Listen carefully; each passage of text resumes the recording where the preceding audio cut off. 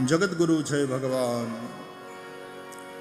અવતાર લે છે, લીલા કરે છે, એના દ્વારા લોક શિક્ષા, જનતાને કંઈક શીખવાડવાની વાત છે.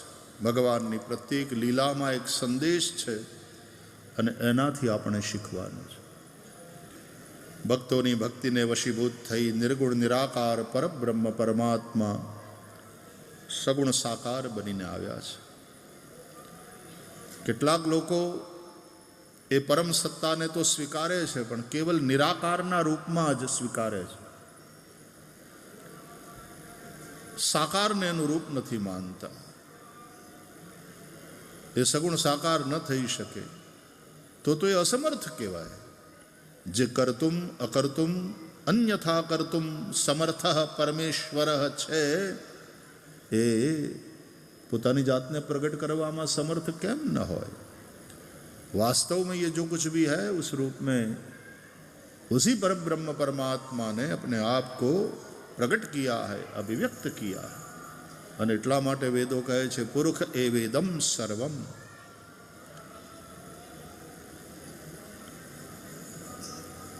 આ જગત, આ જીવ અને જગદીશ, આવા ભેદ આમ તો એ અજ્ઞાન જનિત છે, પણ એ દ્રષ્ટિએ પણ તમે વિચારો તો જગત નિરાનંદ છે, જીવ ગુપ્તાનંદ છે અને જગદીશ પૂર્ણાનંદ છે.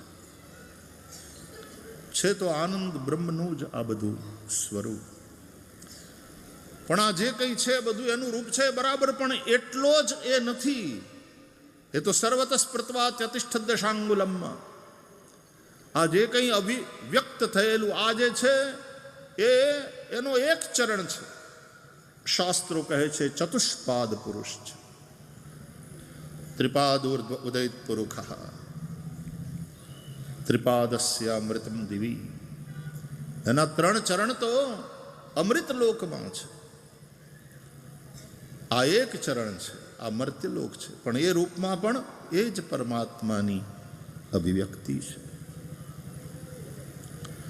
નખ તમારા થકી જ નીકળ્યા છે, નખ તમારા થકી જ વધે છે. નખને તમે કાપો છો તો કષ્ટ થતું નથી. નખના કપાતા તમે નષ્ટ થતા નથી. સમયે સમયે નખ કાપતા રહેવા પડે. તમારા વાળ તમારા થકી વધે છે. ક્યારેક માણસ પંચકેશ રાખે ને ક્યારેક કપાવે, પણ કપાવાથી કષ્ટ થતું નથી. એમ બધું જ નષ્ટ થઈ જાય છતાં પણ જે નિત્ય રહે છે, કાળ પણ જેને મિટાવી શકતો નથી. યો વશિષ્યેત સોસ્મ્યહમ. ભગવાન કહે છે હું છું. જેમ પદાર્થના પણ 3 જ રૂપ માને છે ભૌતિક વિજ્ઞાન, વાયુરૂપ, દ્રવરૂપ અને ઘનરૂપ, gas form, liquid form and solid form. Gas form એટલે પાણીની વાત કરો તો એનું ગેસ ફોર્મ વાયુરૂપ એટલે ઓક્સિજન અને હાઇડ્રોજન. પાણી એનું લિક્વિડ ફોર્મ છે, અને એ જ જ્યારે થીજી જાય ને બરફ બને તો એનું સોલિડ ફોર્મ છે. પણ તાત્વિક દ્રષ્ટિએ એમાં કોઈ ભેદ નથી. હીરો અને કોલસો એમાં તાત્વિક દ્રષ્ટિએ કોઈ ભેદ નથી. બંને કાર્બનનું જ રૂપ છે. હીરો પણ કાર્બન છે, કોલસોય કાર્બન છે. તો એમ ભાગવત કહે છે બ્રહ્મેતિ પરમાત્મેતિ ભગવાનિતિ શબ્દતે વદંતિ તત્ત્વવિદસ તત્વમ યજ્ઞાનમદ્વયમ. વદંતિ તત્ત્વવિદસ તત્વમ યજ્ઞાનમદ્વયમ બ્રહ્મેતિ પરમાત્મેતિ ભગવાન ઇતિ શબ્દતે. બ્રહ્મ, પરમાત્મા અને ભગવાન સમષ્ટિ ચેતના, પરમાત્મા અથવા તો ઈશ્વર, માયા વિશિષ્ટ ચૈતન્ય એ ઈશ્વર. તો બ્રહ્મ, ઈશ્વર, અને એ જ અવતરિત થાય ત્યારે ભગવાન. કૂર્મ ભગવાન, વરા ભગવાન, નરસિંહ ભગવાન, વામન ભગવાન, ભગવાન શ્રી રામ, ભગવાન શ્રી કૃષ્ણ ભગવાન.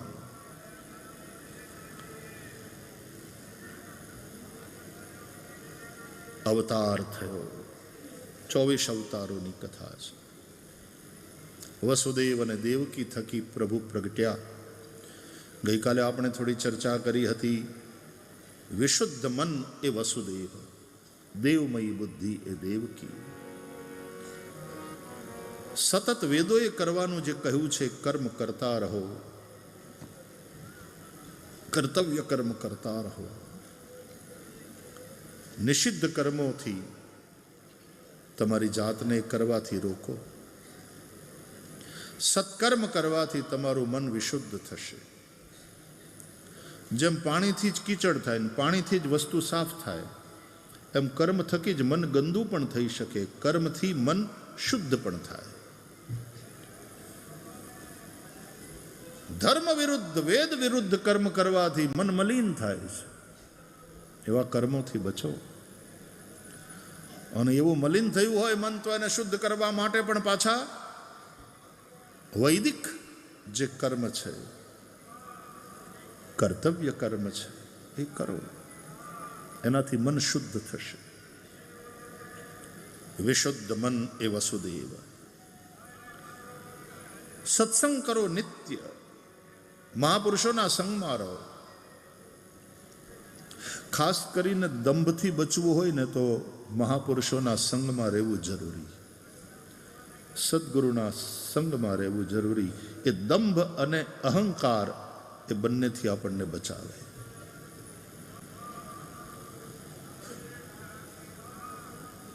એટલા માટે જ કહે છે કે મોટા થાવ બહુ સારું છે, પણ એની આગળ મોટાઈ જરાય ન કરો, એની આગળ જરાય મોટા ન થાવ જેના થકી તમે મોટા થયા હો. જેણે તમને મોટા કર્યા હોય એની આગળ કોઈ દી મોટા ન થાવ, એની આગળ હંમેશા નાના બનીને રહો. સદગુરુ સંતોના ચરણમાં આજે પૂજ્ય શંકરાચાર્ય ભગવાન પધારશે હમણાં થોડી વારમાં. પૂરી પીઠાધીશ્વર પૂજ્ય શંકરાચાર્ય ભગવાનનું આગમન થશે. આપણે બધા એમના દર્શન કરીશું, એમને વંદન કરીશું, એમના વચનોને સાંભળશું. શંકરાચાર્ય ભગવાનના દર્શન, તેમનું માર્ગદર્શન.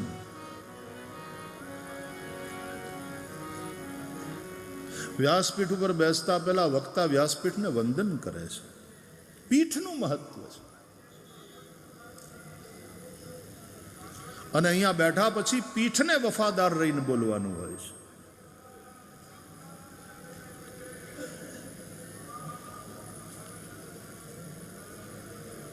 તો સંતો મહાપુરુષો જે વ્યાસપીઠે તમને મોટા કર્યા, જે ધર્મપીઠે તમને મોટા કર્યા, એવા અમારા જેવા વક્તા જેના થકી મોટા છે, જે ધર્મગુરુઓ થકી મોટા છે, જે વ્યાસપીઠ થકી મોટા છે, એને હંમેશા વંદન કરવાના. દંભ અને અહંકારથી બચવા માટે આવા સદગુરુ સંતોનું સાનિધ્ય, એમનું માર્ગદર્શન આવશ્યક છે. તો સત્સંગ, ગો માતાની ભક્તિનું આ પરિણામ છે કે આપણને આ સત્સંગ મળ્યો છે. પુણ્ય પુંજ બિનુ મિલહિ ન સંતા. અને ગો વિપ્રપદ પૂજા બહુ મોટું પુણ્ય છે. તો સત્કર્મના સાતત્યથી મન શુદ્ધ થશે અને સત્સંગના સાતત્યથી બુદ્ધિ દેવમયી થશે. સત્કર્મ, પૂજ્ય ડોંગરે બાપા એમ કહેતા કે સવારના કલાક દોઢ કલાક સત્કર્મ કરો, રોજ સાંજે કલાક દોઢ કલાક સત્સંગ કરો. કરહી સદા સત્સંગ, તુલસીદાસજી કહે છે. દીપ શિખા સમ જુબતી તન મન જની હોસી પતંગ, ભજહી રામ તજ કામ મદ કરહી સદા સત્સંગ. સત્સંગ નિત્ય કરો. કથા સાંભળી આપણે 7 દિવસ, એ તો ગો માતાના આશીર્વાદથી, ગો માતાની કૃપાથી આપણને આ સત્સંગ પ્રાપ્ત થયો. પણ ઘરે બેસીને પણ નિત્ય સત્સંગ થાય. સારા પુસ્તક વાંચો, ભાગવત વાંચો, રામાયણ વાંચો, ગીતાનો સ્વાધ્યાય કરો. હવે તો ટીવીને આ બધી ટેકનોલોજીના માધ્યમથી પણ તમને સત્સંગ પ્રાપ્ત થાય છે. સોશિયલ મીડિયાના માધ્યમથી સત્સંગ પ્રાપ્ત થાય છે. નિત્ય કરો, કલાક 1.5 કલાક. કરહી સદા સત્સંગ. સનત કુમારોએ કહ્યું, ભાગવતી આ કથા યાને ભગવત કથા સદા સેવ્યા શ્રીમદ ભાગવતી કથા. આ સદા સેવ્યા છે. સત્સંગ એ સિઝનલ બિઝનેસ નથી કે શ્રાવણમાં તો બહુ કર્યો ને ભાદરવો આવ્યો ભૂલી ગયા. નહીં, કરહી સદા સત્સંગ. સદા સેવ્યા. રામ કથા નિત શિવજી ગાવે. નિત્ય ભાગવતનો પાઠ. શ્લોકાર્ધમ શ્લોકપાદમ વા પઠેદ ભાગવતંચય નિત્યમ તો પુણ્યમવાપ્નોતિ રાજસૂયાશ્વમેધયો. નિત્ય ભાગવતનો પાઠ કરે, એક શ્લોકનો, અર્ધા શ્લોકનો, તો એને રાજસૂય અશ્વમેધ યજ્ઞનું પુણ્ય પ્રાપ્ત થાય છે. એવો મહિમા છે સત્સંગનો. બાકી આપણે રાજસૂય અશ્વમેધ યજ્ઞ કરવાની આપણે ક્યાં તાકાત? એટલા પૈસા નથી, એવી શક્તિ નથી. પણ ભાગવતનો પાઠ કરો ને રોજ, તો રાજસૂય અશ્વમેધ યજ્ઞનું પુણ્ય પ્રાપ્ત થશે. તો ગો સેવા જેવું શ્રેષ્ઠ સત્કર્મ બીજું નથી. સત્સંગ અને સત્કર્મ, એનાથી મન વિશુદ્ધ અને બુદ્ધિ દેવમયી. એનું નામ જ વસુદેવ અને દેવકી. અને એનું લગ્ન થયું. દેવકી વસુદેવને વર્યા એટલે કન્યાદાન કર્યું દેવકીનું. એનો મતલબ શું થાય ખબર? સત્સંગથી જે સુમતિ બનીને બુદ્ધિ દેવમયી થઈ, એને વસુદેવની હારે વરાવો, કન્યાદાન કરો વસુદેવને. એનો મતલબ એમ કે સત્સંગમાં સાંભળેલી વાતોનું ક્રિયાન્વયન કરો. નહીં તો જ્ઞાનમ ભારહ ક્રિયામ વિના. એને એક્શનમાં લઈ આવો, સદાચરણમાં લઈ આવો. સત્સંગથી પ્રાપ્ત વિવેકને તમે તમારા વ્યવહારમાં લઈ આવો. સદાચરણ, સત્કર્મ. એટલે વસુદેવને વરે. તો વસુદેવ અને દેવકીથી ભગવાનનું પ્રાગટ્ય થયું. મથુરામાં પ્રભુ પ્રગટ્યા. આપણા આચાર્યો કહે છે કે આ ગોકુળ, મથુરા અને દ્વારકા ત્રણેય જગ્યાએ જ્યાં ભગવાનની લીલા થઈ, આ ત્રણેય નગર એ આપણા જુદા જુદા શરીરનું પ્રતીક છે. સ્થૂલ શરીર, સૂક્ષ્મ શરીર અને કારણ શરીર. આપણે આ 3 શરીર ધારણ કરીએ છીએ. સ્થૂલ શરીર, આ પાંચભૌતિક દેહ. પણ આપણે માત્ર 73 કિલો વજન હોય આપણું, તો આપણે એટલા જ નથી. એ તો સ્થૂલ શરીરનું વજન છે. પણ આપણી પાસે મન છે, આપણી પાસે આપણી ભાવનાઓ છે, આપણી પાસે આપણા વિચારો છે. વી કેરી અવર મેમરીઝ વિથ અસ. આપણી પાસે આપણી સ્મૃતિઓ છે, આપણી પાસે આપણું ઈગો છે. આ મન, બુદ્ધિ, ચિત્ત, અહંકાર, અંતઃકરણ એ આપણું સૂક્ષ્મ શરીર છે. આપણી અંદર પ્રાણ શક્તિ છે. અને એક કારણ શરીર છે, અજ્ઞાન, વાસના. એને કારણે તે શરીર છે. તો સ્થૂલ, સૂક્ષ્મ અને કારણ શરીર. તમે એને જાગ્રત, સ્વપ્ન અને સુષુપ્તિની સાથે જોડીને કહો તો સુષુપ્તિમાં પણ ઘોર અજ્ઞાન હોય છે. એવું ઘોર અજ્ઞાન કે સુષુપ્તિમાં સુષુપ્તિનું પણ જ્ઞાન નથી હોતું. वास्तव में सुषुप्ति कहते ही उसको है जिसमें सुषुप्ति का भी ज्ञान न रहे. मैं सोया हूं ऐसा जब मुझे ज्ञान रहता है तो हकीकत में मैं सोया नहीं हूं. मैं सोया हूं ये भी ज्ञान जब मुझे न रहे तो मैं सोया हूं. घोर अज्ञान. સ્વપ્ન અવસ્થામાં ઇન્દ્રિયો સૂઈ ગઈ છે, મન જાગે છે, અને જાગ્રતમાં મન ઇન્દ્રિયો બધું જ જાગે છે. તો એ રીતે ગોકુળ, મથુરા અને દ્વારકા ત્રણેય જગ્યાએ ભગવાનની લીલા થાય છે. શ્રી કૃષ્ણ સબકી આત્મા કા નામ હૈ. એ આત્મા, ચૈતન્ય આત્મા જ્યારે ગોકુળમાં લીલા કરે ત્યારે સ્થૂલ શરીરાભિમાની ચૈતન્ય આત્માને વેદાંતમાં વિશ્વ એવી સંજ્ઞા આપી છે. એ મથુરામાં લીલા કરે ત્યારે સૂક્ષ્મ શરીરાભિમાની ચૈતન્યને તૈજસ એવી સંજ્ઞા મળે છે. એ જ્યારે દ્વારકામાં લીલા કરે ત્યારે કારણ શરીરાભિમાની ચૈતન્ય આત્મા એને પ્રાજ્ઞ એવી સંજ્ઞા પ્રાપ્ત થાય છે. તો વિશ્વ, તૈજસ, પ્રાજ્ઞ. ભાગવતમાં હકીકતમાં વેદાંત જ ઠાંસી ઠાંસીને ભર્યું છે. વેદાંત છે ને પ્યોર ઘી છે.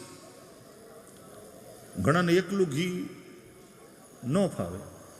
આમ તો ભાગવતના મહાત્મ્યમાં લખ્યું છે કે બને તો કથા ઉપવાસ કરીને સાંભળવી. ઉપવાસમાં તકલીફ પડે તો એક ટાણું જમીને કથા સાંભળવી. એક ટાણું જમવાથી તે જો તકલીફ થતી હોય તો બે ટાણા થોડું થોડું ખાઈને, ધબેડીને નહીં ને, થોડું ખાઈને પણ કથા સાંભળવી. ચોખ્ખું લખ્યું છે કે ઉપવાસને હું શ્રેષ્ઠ નથી માનતો, કથા વિઘ્ન કરો યદિ વો વિઘ્ન કર હો, વિઘ્ન કરને વાલા. ડાયાબિટીક પેશન્ટ્સ હોય તો એને તો થોડું મોડું થાય તોય તકલીફ થવા માંડે. ઉપવાસની તો વાત જ ક્યાં. એટલે આવી બધી સમસ્યાઓ હોય શરીરની, અને પછી આપણે ઉપવાસનો આગ્રહ રાખીએ અને પછી માંદા પડીએ અને પછી કથા અધૂરી રહી જાય આપણી. એવું કરવાને બદલે એ તો વિઘ્નકર ઉપવાસ થયો. कथा विघ्न करो यदि, तो यदि वो उस तरह से उपवास नहीं करना. जे रीते तमे निराते बेसीने कथा सांभળી શકો, कथामां बेसी શકો તમે 3.5-4 કલાક અને સાંભળી શકો, હુઈ ન જાઓ ચાલુ કથામાં. એ રીતે તમે આહારનું નિયમન કરો. વચ્ચેથી ઊભું પણ ન થવું પડે. આહારનું, ખાવા પીવાનું એ રીતે નિયમન કરો. અને એમે લખ્યું છે કે બને જો થઈ શકે અને તમને ફાવે તો એકલું ઘી પીને કથા સાંભળો.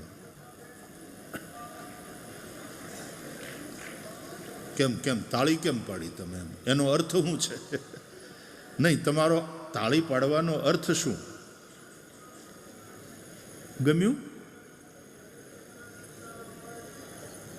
વાત કદાચ ગમે એવી લાગે તો એકલું ઘી તમારાથી પીવાશે?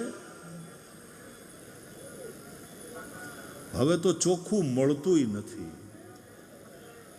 અને મળે તો એને પચાવવાના કોઠાય નથી રહ્યા. એક સમય હતો કે બ્રાહ્મણો ચોખા ઘીના લાડવા જમાવટ કરતા. હવે તો બ્રાહ્મણના છોકરાઓને પીઝા જોઈએ અને પાણીપુરી જોઈએ. એક સમય હતો કે રાજસ્થાનમાં દાલ બાટી ચૂરમા, અને એવું ખાવાવાળાને પચાવી શકનારા લોકો હતા, કોઠા એવા હતા. હજી આપણા પશુપાલકો, ભરવાડ સમાજના ભાઈઓ, રબારી સમાજના ભાઈઓ અથવા તો ખેડૂતો હજી જમાવટ કરી જાણે છે એવા મર્દો હજી છે. આમ તો પૃથ્વીના પટ ઉપર પડ્યા છે. આ બધી અમારી માવડીઓને ખબર હશે.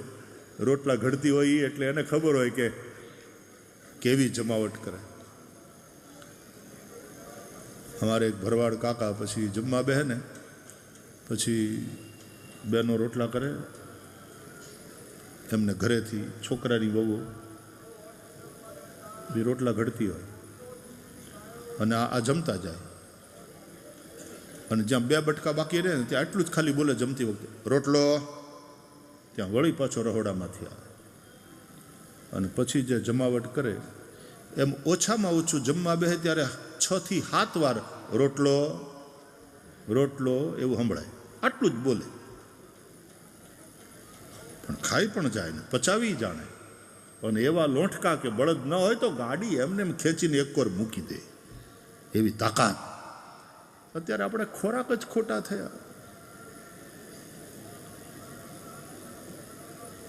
તો એકલું ઘી પીને પણ કથા સાંભળી શકાય. ચોખ્ખું ઘી મળે તો, પછી ફાવે તો, પચે તો.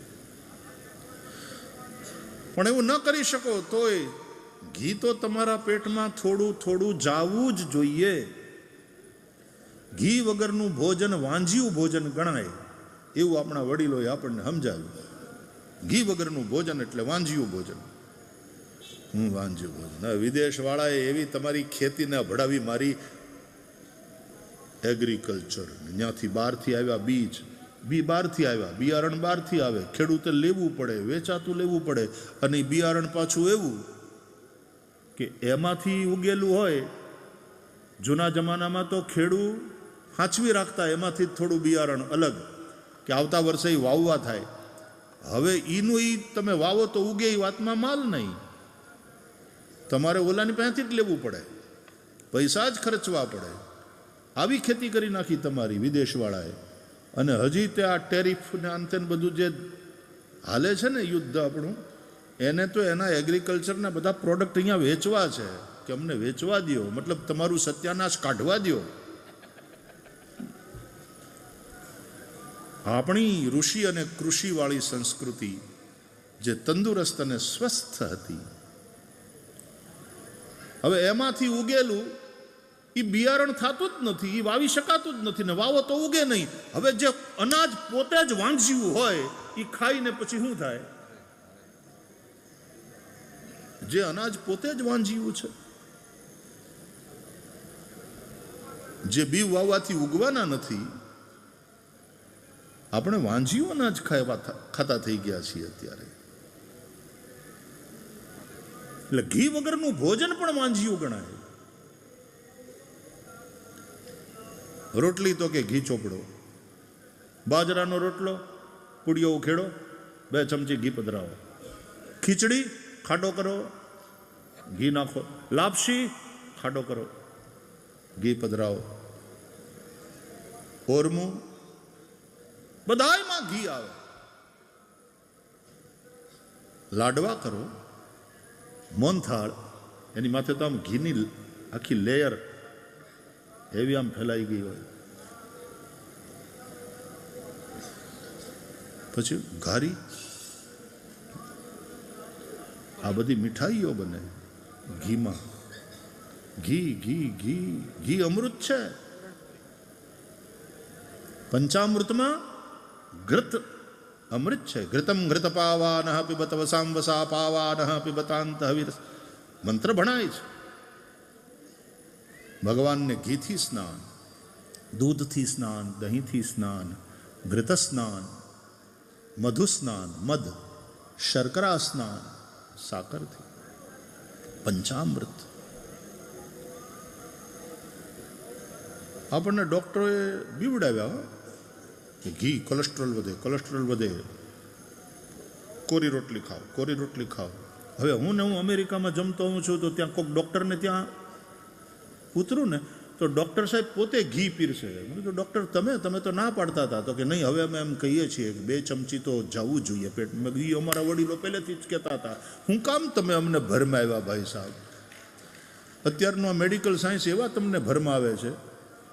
આજે તમને જે વસ્તુ કરવાની ના પાડે પછી થોડા વર્ષ પછી એના પાછા કે હવે એ કરો.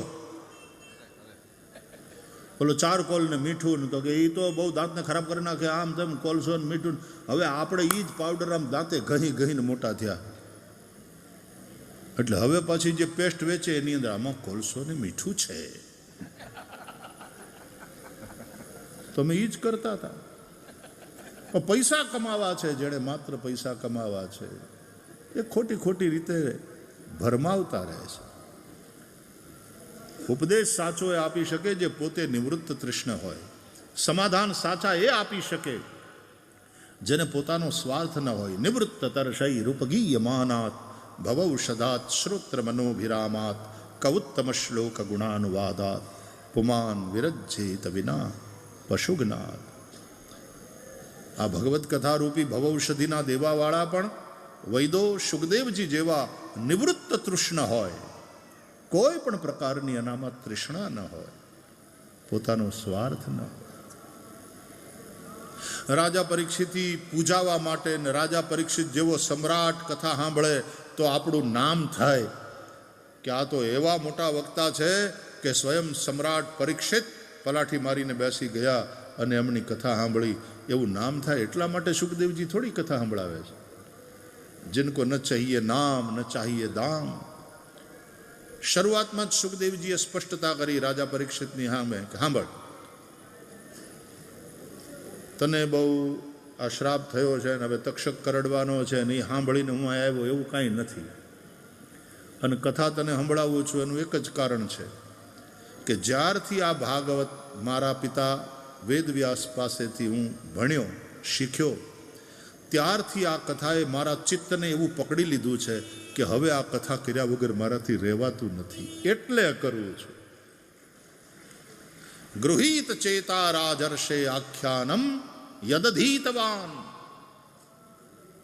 બાકી તો નિર્ગુણમાં નિષ્ઠિત છું, પરિનિષ્ઠિતોપી નૈર્ગુણ્ય. ઉત્તમ શ્લોક લીલયા ગૃહીત ચેતા રાજર્ષે આખ્યાનમ યદધીતવાન. હવે આ કથા ગાયા વગર કયા વગર મારાથી રહેવાતું નથી. અને બંધને કે જેને તેને કહેવાતું નથી. એટલે તારા જેવો કોઈક સુપાત્ર મળી જાય અને પછી કહેવાનું મળે ભવૌષધાત. આ ભવૌષધિ છે, ભવરોગને દૂર કરવાની દવા. તો ગોકુળમાં લીલા થાય છે, મથુરામાં લીલા થાય. મથુરા સૂક્ષ્મ શરીર છે, મન બુદ્ધિ ચિત્ત અહંકાર અંતઃકરણ સૂક્ષ્મ શરીર. અને એટલા માટે મનરૂપ વસુદેવ મથુરામાં રહે છે, બુદ્ધિરૂપ દેવકી મથુરામાં રહે છે, અહંકાર કંસ મથુરામાં રહે છે. પણ ત્યાં અહંકારનું સામ્રાજ્ય વ્યાપ્યું હોય, દેહભાવ મજબૂત બનેલો હોય તો એ વસુદેવ અને દેવકીને દુઃખી કરે. પણ વિશુદ્ધ મન વસુદેવ દેવમયી બુદ્ધિ દેવ. ભગવાન ગોકુળમાં પધાર્યા અને પછી ઉત્સવ થયો. ગોકુલ, ગો ઇન્દ્રિયો, કુલ સમૂહ, ઇન્દ્રિયોનો સમૂહ. ગોકુળ આ સ્થૂલ શરીર. આનંદ બ્રહ્મ એ જ્યારે પધારે છે સ્થૂલ શરીરના માધ્યમથી પ્રગટે છે, અભિવ્યક્ત થાય છે. એ સ્થૂલ શરીરના માધ્યમથી બ્રહ્માનંદની અભિવ્યક્તિ, એનું નામ જ ઉત્સવ. એ જ ઉત્સવ.